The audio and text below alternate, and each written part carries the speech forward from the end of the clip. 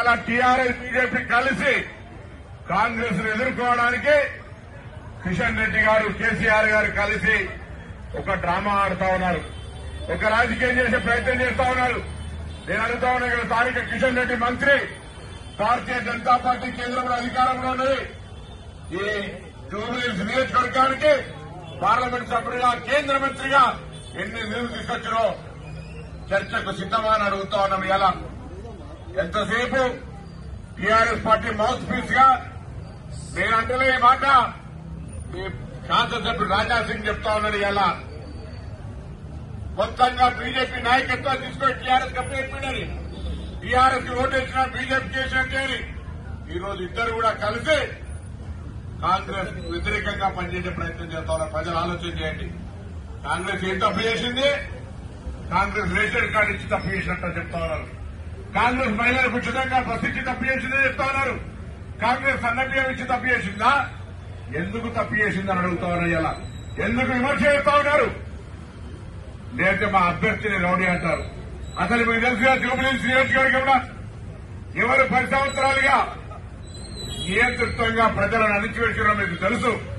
అందుకే ఉన్నత విద్యావంతుడు చదువుకున్న యువకుడు నవీన్ యాదవ్ గారిని ఆశీర్వదించి గెలిపించాల్సిందిగా కోరుతూ గతంలో పోటీ చేసిన అజరుద్దీన్ గారు ఇలా మేము ముందుకు వచ్చి ఉన్నారు. అందరం కలిసి గౌరవ ముఖ్యమంత్రి రేవంత్ రెడ్డి గారు కేబినెట్ మొత్తంగా మరి నవీన్ యాదవ్ అండగా ఉంటుంది. జూబ్లీహిల్స్ అభివృద్ధిని ఆకాంక్షించి ఈ ఉప ఎన్నికల్లో కాంగ్రెస్ ని గెలిపండి. ఇక్కడ అన్ని సమస్యలు ఇన్ఛార్జ్ మంత్రిగా నేనే చొరవ తీసుకుని పరిష్కారం చేసే బాధ్యత కాంగ్రెస్ ఎమ్మెల్యేగా జూబ్లీహిల్స్ నవీన్ యాదవ్ కు మొత్తం అందరం అండంగా ఉంటామనేటువంటి మాట మనవి చేస్తూ పెద్ద అజరుద్దీన్ గారిని మాట్లాడాల్సిందిగా కోరుతా ఉన్నాను.